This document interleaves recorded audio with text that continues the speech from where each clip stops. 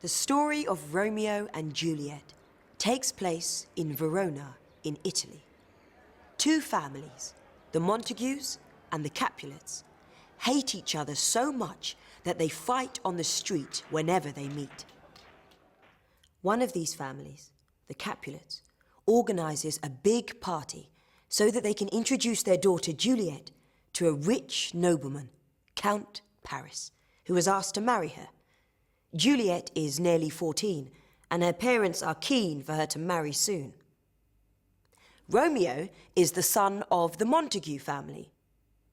Romeo and his friends decide that it would be exciting to go to the Capulets' party too. But they agree that they must go in disguise, because if they are recognized at the party by the Capulets, they might be killed.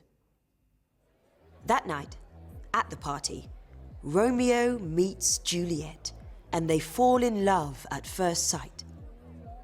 However, Juliet's cousin, Tybalt, recognizes Romeo, knows he is from the Montague family, and wants to kill him. Romeo hides in the garden and talks to Juliet when she appears on her balcony. They realize that they are perfect for each other and decide to get married. The next day, they go to a priest called Friar Lawrence, who marries them in secret. Juliet's cousin, Tybalt, gets angry very easily. He starts a fight with Romeo's best friend. When Romeo steps in to break up the fight between the two men, his best friend is accidentally killed. Romeo runs after Tybalt in anger and kills him. Romeo is sent away from Verona. But Friar Lawrence, the priest who organized the secret wedding between Romeo and Juliet, arranges for them to spend one night together as husband and wife. Meanwhile, the Capulets decide that Juliet must marry Count Paris immediately. When she says that she doesn't want to, her parents are very angry with her, and her mother says that she will never speak to her again. Of course, they do not know that she is already secretly married to Romeo. Juliet asks Friar Lawrence to get her out of this difficult situation so that she can see her beloved Romeo again. Friar Lawrence has an idea. He gives Juliet a drug which will make everyone think that she is dead, when in fact, she is only in a long, deep sleep. While Juliet is sleeping, Friar Lawrence sends a message to Romeo to tell him to come to her tomb and take her away.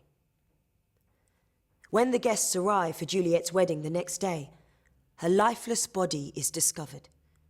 Believing she is dead, her family put her in their tomb.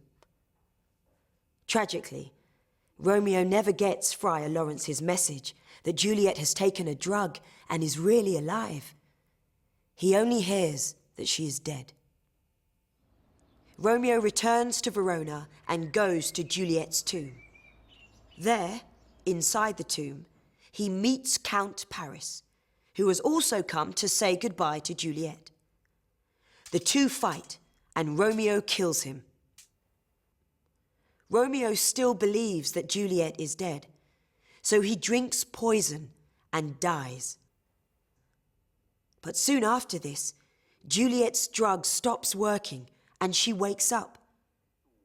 She sees that Romeo is dead, takes his knife, and kills herself too.